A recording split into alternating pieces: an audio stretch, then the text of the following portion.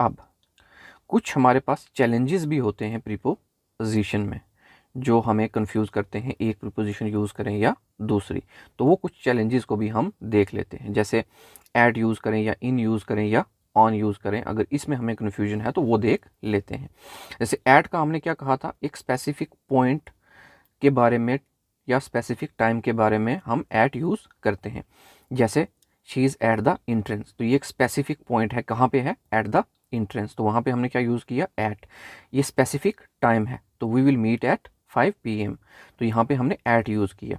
अगर इन कहाँ यूज़ करते हैं, जब कोई चीज़ किसी एरिया के अंदर इनक्लोज्ड होती है। जैसे he lives in New York, the show is in the evening, ठीक है। या फिर during a period of time, एक तो हो गया एरिया के इनक्लोज, या फिर ड्यूरिंग अ पीरियड। तो कौन से टाइम पे शो होगा, इवनिंग के दौरान होगा। जब इवनिंग होगी, इवनिंग के दौरान होगा। तो कौन से पीरियड में होगा, इवनिंग के पीरियड में होगा, तो वहाँ पे भी हम क्या यूज़ कर सकते हैं, इन। अब ऑन की बात करें तो ऑन क्या होता है, किसी चीज़ के सरफेस के ऊपर अगर कोई दूसरी चीज़ होती है तो उस वक्त हम क्या यूज़ करते थे, on. The keys are on the table, the my birthday is on Monday. या फिर किसी स्पेसिफिक डे के लिए भी हम क्या यूज़ करते थे, ऑन का यूज़ करते थे। वही जो हमने ऊपर पढ़ा उसी को हम रिवाइज कर रहे हैं, ताकि एक से दूसरे में कन्फ्यूजन ना हो। अब इन वर्सेस इनटू, तो इन हमने क्या कहा था, कोई चीज़ अगर किसी दूसरी चीज़ के अंदर है तो हम उसके लिए क्या यूज़ करते हैं, इन। जैसे the cat is in the box, जैसे ये कैट है तो ये बॉक्स के अंदर है, तो वो हमने उसके लिए क्या यूज़ किया, इन। इन टू क्या होता है, जब कोई चीज़ बाहर से अंदर जा रही होती है, तो she walked into the room, अगर अंदर ही है तो इन, अगर बाहर से अंदर जा रही है तो इन टू। उसी तरह से ऑन वर्सेस ऑन टू, तो कोई चीज़ किसी सरफेस के ऊपर है तो ऑन, और ऑन टू क्या होगी, मूवमेंट टूवर्ड्स, अगर कोई चीज़ इस टेबल की तरफ जा रही है तो उसके लिए क्या होगा, ऑन टू। अगर ऊपर ही है सरफेस के तो ऑन।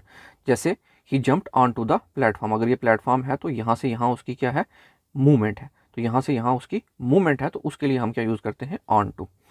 उसी तरीके से बिटवीन वर्सेस अमोंग, तो बिटवीन हमने क्या कहा था कि दो डिस्टिंक्ट आइटम्स हैं, तो उसके बीच में अगर हमें पता है तो हम क्या करते हैं, बिटवीन। जैसे the negotiations are between the company and the union, तो कंपनी और यूनियन के बीच में नेगोशिएशंस हो रही हैं, तो हमने बिटवीन। अमंग के एक ग्रुप के कलेक्टिव में हमें पक्का पता नहीं, she was among the friends, ठीक है। तो ग्रुप या फिर कलेक्टिव वे में जब हम बात करते हैं या हमें एग्जैक्टली पता नहीं होता पोजीशन का, तो हम वहाँ पे क्या यूज़ करते हैं, अमंग का। उसी तरह से बाई वर्सेस विद, बाई होता है एजेंट, कि कोई एक्शन परफॉर्म करने वाला एजेंट कौन है। जैसे the song was written, song तो लिखा मगर किस एजेंट ने लिखा, उसने लिखा, बाई हिम, तो एजेंट बताने के लिए। उस तरीके से विद होता है कोई टूल या इंस्ट्रूमेंट जिसमें हमने यूज़ किया हो। ही कट द पेपर, मगर कौन सा इंस्ट्रूमेंट या टूल यूज़ किया, तो विद सीजर्स, तो वहाँ पे विद यूज़ होता है। फिर सिंस और फार, तो सिंस होता है किसी स्पेसिफिक पॉइंट या स्टार्टिंग पॉइंट बताने के लिए किसी एक्शन का जो अभी भी तक चल रहा है। जैसे he has been here since Monday, तो वो यहाँ पे कब से है, मंडे से है, तो ये स्पेसिफिक टाइम बताया, तो उसके लिए हमने क्या यूज़ किया, सिंस, मंडे से है। फार क्या होता है, ड्यूरेशन, कितने टाइम से, तो she has lived here for 3 years, तो यहाँ पे क्या हो गया, फार। तो सिंस और फार का एक और मैं एग्जाम्पल दे देता हूँ। जैसे और क्या है, 3 hours, तो इसके लिए भी फार। उसी तरीके से 3 days, इसके लिए भी फार। बट अगर मैं बात करता हूँ 3 AM, तो ये एक स्पेसिफिक टाइम है, तो यहाँ पे सिंस यूज़ होगा, ठीक है। उसी तरीके से अगर मैं बात करता हूँ 2000 years, तो ये गिनती बता रहा, ये मैं क्या बता रहा हूँ, एक ड्यूरेशन बता रहा हूँ कि कितने सालों से ये चीज़ चल रही है, 2000 साल से, तो यहाँ पे भी क्या लगेगा, फार। मगर अगर मुझे ये कहना हो 1947, पर्टिकुलर एक ईयर की बात करनी हो जो 1947 है, जिसमें हमें आज़ादी मिली थी, तो तब हम क्या यूज़ करेंगे, सिंस, ठीक है। जैसे जनवरी है, तो ये क्या है, एक स्पेसिफिक मंथ है, तो इसके लिए क्या यूज़ होगा, सिंस। मगर 2 months ये कोई स्पेसिफिक नहीं है, तो इसलिए क्या यूज़ होगा, फार। तो उसी तरीके से अगर मैं बात करता हूँ 2000 years, तो ये पूरी की पूरी ड्यूरेशन है, तो इसके लिए हमारे पास क्या यूज़ होगा, फार। और अगर मैं कहूँ कि कोई बंदा 2000 साल में, मतलब जब 2000 हमारे पास AD में पैदा हुआ, ठीक है, वो ये पर्टिकुलर ईयर का बारे में बात की है। जब पर्टिकुलर या स्पेसिफिक होगा तो वहाँ पे हमें क्या लगेगा, सिंस। वैसे ही जैसे 2 AM एक स्पेसिफिक टाइम है तो यहाँ पे सिंस लगा, और उसी तरीके से 2 आवर्स जो था वो हमारे पास ड्यूरेशन था तो वहाँ पे क्या लगा, फार। तो स्पेसिफिक चीज़ जो होती है वहाँ पे हम सिंस लगाते हैं, और ड्यूरेशन के लिए क्या लगाते हैं, फार। और ड्यूरेशन क्या होती है, कोई काम यहाँ से स्टार्ट हुआ यहाँ तक चला तो यहाँ से यहाँ तक चलने वाली चीज़ को हम क्या कहते हैं, ड्यूरेशन। तो जब आपको ड्यूरेशन दी हो आप क्या यूज़ करोगे, फार, और अगर स्पेसिफिक पॉइंट दिया हो तो सिंस। अब देखते हैं ऑफ वर्सेस फ्रॉम। ठीक है, तो ये भी देख लेते हैं। तो ऑफ होता है पोजेशन को शो करने के लिए या ओरिजिन को शो करने के लिए, या कोई चीज़ किसी की है, बिलोंगिंग ये मेरी है या उसकी है, कैसी है, तो उसके लिए भी शो करने के लिए। जैसे the cover of the book is blue, तो कवर तो है मगर किस चीज़ का है, उसका पोजेशन करने वाला कौन है, या ये किसको बिलोंग करती है, तो ये कवर किसको बिलोंग करता है, बुक को, तो इसलिए हमने क्या यूज़ किया, ऑफ। और अगर फ्रॉम की बात करें तो फ्रॉम हमें बताता है ओरिजिन या फिर सोर्स या फिर स्टार्टिंग पॉइंट। तो she comes from a small town, तो वो कहाँ से आती है, वो जो ओरिजिन है आने का या सोर्स है आने का या जो स्टार्टिंग पॉइंट वो क्या है, स्मॉल टाउन। अब हम बात करते हैं टू वर्सेस टूवर्ड्स। तो टू हमें बताता है किसी स्पेसिफिक पॉइंट की तरफ जब डायरेक्शन में कोई मूवमेंट होती है तो उसके लिए हम क्या यूज़ करते हैं, टू। जैसे he went to the store, ये स्टोर है तो इसकी तरफ जो पर्टिकुलर डायरेक्शन को शो करने के लिए हमने बात की तो उसके लिए क्या यूज़ किया, टू।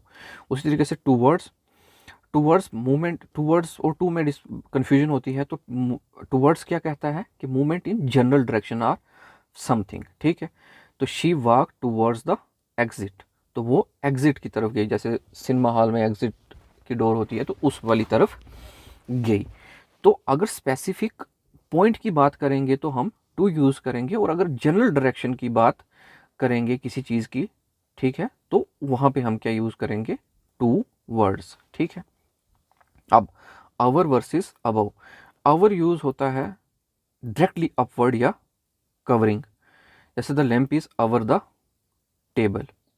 और अबव यूज़ होता है जो उसके ऊपर डायरेक्टली ना हो, जैसे ये टेबल था तो डायरेक्टली इससे ऊपर कुछ चीज़ हो तो उसके लिए हम अवर यूज़ करेंगे, बट अगर डायरेक्टली ऊपर ना हो तो उसके लिए हम अबव भी यूज़ कर सकते हैं। जैसे the plane is flying above the clouds, तो वो बादलों के ऊपर है, तो एग्जैक्टली ऊपर नहीं, थोड़ा और ऊपर भी हो सकता है, तो वहाँ पे हम अबव का यूज़ करते हैं। तो जैसे हमने पिछली एग्जांपल भी देखी थी कि टेबल के ऊपर लैम्प था, तो एक पॉइंट बताया था, पॉइंट से ऊपर दूसरी चीज़ है, तो किसी पॉइंट से ऊपर, तो उसके लिए हमने क्या कहा था कि हम क्या यूज़ करते हैं, अवर। बट अगर कोई चीज़ डायरेक्टली उसके ऊपर ना हो, जैसे यहाँ पे डायरेक्टली ऊपर ना हो, कहीं ऊपर हो, तो बहुत ऊपर हो या दूर हो, तो या फिर नेसेसरली उसके ऊपर ना हो, तो वहाँ पे हम क्या यूज़ कर सकते हैं, अबव। जैसे हमने एरोप्लेन की देखी, the aeroplane is flying above the clouds, बादलों के ऊपर, एग्जैक्टली ऊपर नहीं बट बादलों के ऊपर। तो अंडर वर्सेस बिलो, तो अंडर हम क्या बताते हैं, डायरेक्टली किसी चीज़ के नीचे, जैसे ये अगर बेड है, बेड के एग्जैक्टली नीचे, तो वहाँ पे क्या यूज़ करेंगे, under. The shoes are under the bed, अगर ये शूज़ हैं तो ये डायरेक्टली किसके नीचे हैं, बेड के नीचे। और बिलो हम किसको यूज़ करते हैं, at a lower level, not necessarily directly beneath, मतलब बस कोई चीज़ ऊपर है, कोई चीज़ नीचे है। ठीक है, अब ये ज़रूरी नहीं, जैसे आराम से समझना, ये कोई चीज़ इसके नीचे है और ये दूसरी चीज़ है और ये चीज़ भी इसके नीचे है, तो ये डायरेक्टली नीचे है तो इसलिए अंडर, और ये डायरेक्टली नीचे नहीं है, तो नीचे है बट डायरेक्टली इसके नीचे नहीं है, तो वहाँ पे हम क्या यूज़ करते हैं, बिलो। जैसे हवाई जहाज़ बादलों के ऊपर उड़ रहा था, अगर मान लो ये बादल थे और ये हमारे पास एरोप्लेन है, तो ये ऊपर उड़ रहा है बट डायरेक्टली अबव, अगर यहाँ पे उड़ेगा तो हम क्या यूज़ कर सकते हैं, अवर। और अगर यहाँ पे उड़ रहा है तो क्या यूज़ करेंगे, अबव। उसी तरीके से अगर ये शूज़ डायरेक्टली नीचे हैं तो हमने क्या यूज़ किया, अंडर। अगर नीचे हैं मगर डायरेक्टली नीचे नहीं है या कहीं भी नेसेसरली, ये ज़रूरी नहीं कि डायरेक्टली नीचे हो, तो तब हम क्या यूज़ कर सकते हैं, बिलो। जैसे the temperature is below freezing point एक एग्जाम्पल है, बट और जगह भी आप यूज़ कर सकते हो जैसे मैंने बताया।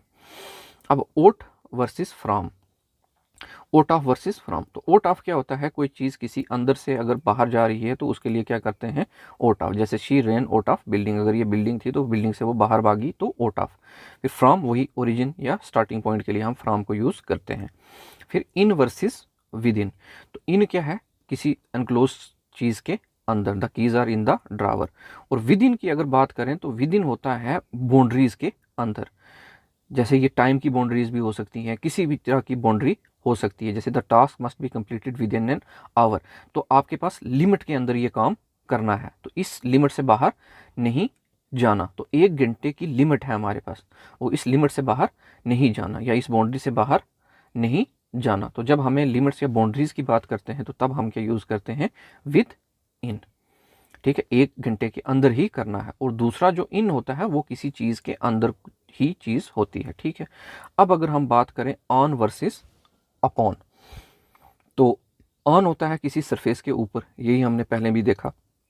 और अपॉन होता है, ये यूजली यूज़ होता है फॉर्मल फ्रेजेस में। जैसे फॉर्मल क्या होता है कि जब आप किसी ऑफिस में अपने बॉस से बात कर रहे हो, स्कूल में बच्चा टीचर से बात कर रहा है, तो ये फॉर्मल वे में यूज़ करना होता है। तो जब the decision was made upon careful consideration, तो ये फॉर्मल कन्वर्सेशन है, कंपनीज की कन्वर्सेशन है या फिर हाई लेवल की कम्युनिकेशन है, तो उसके लिए हमने क्या यूज़ किया, upon. The decision was made upon careful consideration, मतलब पूरे के पूरा ध्यान से सब कुछ समझा गया, कंसिडर किया गया, फिर फैसला लिया गया। ठीक है, तो ये फॉर्मल सेंस में यूज़ होता है। फॉर्मल मीन्स जहाँ पे स्टूडेंट बच्चे से या कंपनी के अंदर, तो उस इन्वायरमेंट में, वर्किंग इन्वायरमेंट में यूज़ होता है। अब देखो बाई वर्सेस अनटिल। तो बाई होता है बिफोर ए स्पेसिफिक टाइम, जैसे ये कोई काम किसी टाइम से पहले ही ख़त्म कर देना है। तो जैसे finish the report by 5 PM, तो किसी स्पेसिफिक टाइम से पहले ही, तो हमने बाई यूज़ किया। और until up to a specific time, तो मतलब आपको 6 बजे तक काम करने का मौका है। तो अगर आपको 5 बजने से पहले ही काम ख़त्म करना है तो हम क्या यूज़ करेंगे, बाई। अगर आप 5 बजे तक जा सकते हो तो आप फिर क्या करोगे, अनटिल। तो मतलब बाई में क्या है, आपको 4:59 तक ये ख़त्म करना ही पड़ेगा, आपको 5 नहीं आप बजने दे सकते। और अनटिल में आप अगर 5 भी बज गए तो भी कोई बात नहीं, आपको 5 तक करना है। तो बाई हो गया उससे पहले, और ये हो गया अनटिल, हो गया उस टाइम तक। उसी तरीके से above versus around, about versus around. तो अबाउट होता है अप्रॉक्सीमेटली बताने के लिए, या फिर जैसे एग्जांपल देखते हैं, we talk about the issue.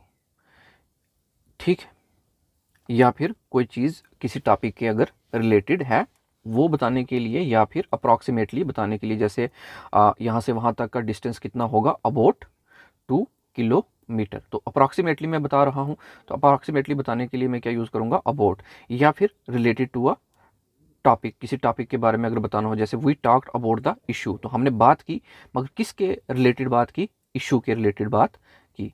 तो किसी टॉपिक के अगर रिलेटेड हो तो उसके लिए भी हम क्या यूज़ कर सकते हैं, अबाउट। या फिर अप्रॉक्सीमेटली अगर बताना हो, जैसे अबाउट 2 किलोमीटर, तो उसके लिए भी हम यूज़ कर सकते हैं। फिर अराउंड, अराउंड होता है सराउंडिंग या फिर इन द विसिनिटी ऑफ। जैसे यहाँ पे ये कोई छोटी सी जगह है और साइड पे लोग हैं, तो लोग क्या है, इसके अराउंड है या इसके विसिनिटी में है, इसके पास है। तो जैसे she walked around the park, तो जैसे ये पार्क था तो वो इस पार्क के अराउंड क्या कर रही थी, वॉक कर रही थी। अब ऑन वर्सेस आवर। तो ऑन का हमने क्या बताया, सरफेस के एग्जैक्टली ऊपर अगर टच कर रही है तो ऑन। और जैसे the book is on the table, he places the vase on the shelf, the picture hangs on the wall.